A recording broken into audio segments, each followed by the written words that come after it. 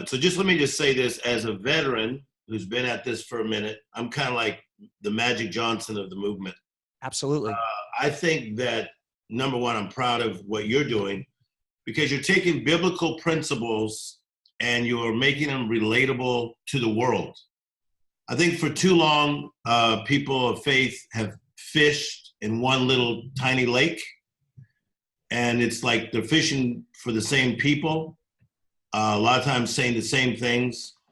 And like people that we went to high school with, they don't even know the names of who we consider greats. Wow. So it takes people like yourself that are willing to go into the ocean and go fish for those fish out there, because they're looking for God, and sometimes they don't know it. So I'm proud of what you're doing, JC. Life without a purpose is just an experiment. Come on. I love that quote. Yeah, life without a purpose is just an experiment. I wrote a book in the late 80s that was a bestseller in like the Christian world called Good Idea or God Idea. Beautiful. And there's a difference between a good idea and a God idea. A good idea is good. A good idea can be super. Like, oh man, I got a super idea. That's a good idea. A God idea is supreme. So what you want is not the super, you want the supreme. Come on. So how do I get the God idea? Super simple. You stop, you look, you listen. I would say that there's 3 levels of living: almost, most, and utmost. Almost means not quite, nearly. I almost got the job. I almost made the Denver Broncos. Yeah.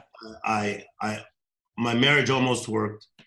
So most people get stuck in an almost life. They really do.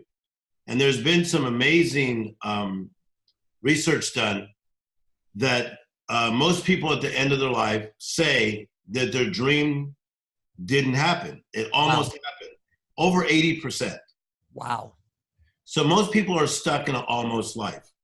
What most people are then chasing is what I call the most life. So they'll see a Richard Branson. They'll see my friend Jean-Paul DeJoura, who just sold Patron for $5.4 billion. Yeah. They'll see LeBron James. They'll see these guys and they'll say, okay, that's what I want. I want this life at this pinnacle. But really, that's not even what I'm after either, because the most life means there's a ceiling. So even if the ceiling is super high, I don't want the most. I want the utmost. See, an utmost God did not create almost children, because I feel like I got God super on my natural, and I've learned to decrease and let him increase, and it makes life a lot easier. Man, I asked you that because I wanted to hear your thoughts and where you're at on that, because I get that question all the time. And sometimes I take a step back and I say, I almost feel guilty. And I'm like, no, I really don't. I have this confidence inside of me because, man, it's not me only. And what you just said is powerful. And I want to just reiterate that when you combine the natural with the spiritual, I hear a perfect formula that equals supernatural. So you're not always saying, hold on, Tim Storey has the answer for you, pro athlete. Tim Storey has the answer for you, millionaire, billionaire. But I believe that the spirit that lives inside of me, that power, the same power that raised Jesus from the dead, lives inside of me. So hold up, wait a minute. I believe that spirit is going to talk through me. So you might not always have the answer, but you have a confidence. And I see it exuberates all over you, that answer is going to come to you because there's something stronger inside of you. Did I hear you right? Yeah, 100%. And I'm glad that you know that song, Hold Up, Wait a Minute. I watched the church world as I went through the church world for the last 17 years of my life. And everybody was showing up, Tim, and they were getting fed spiritually every day of the week.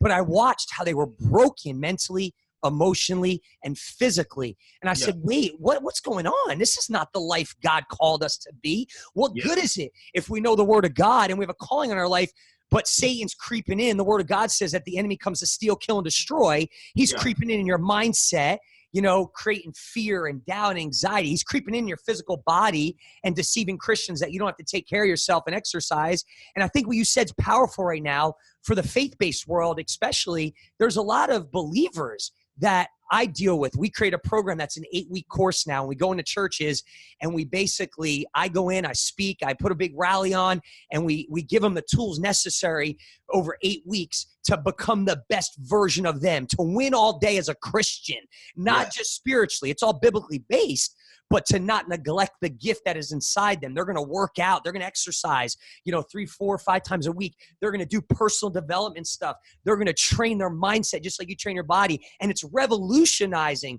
a lot of churches. But here's what I hear all the time. I'm waiting on God, or God's going to give me the right word. And I think what you just said is powerful. So many times as Christians, we forget that faith takes action.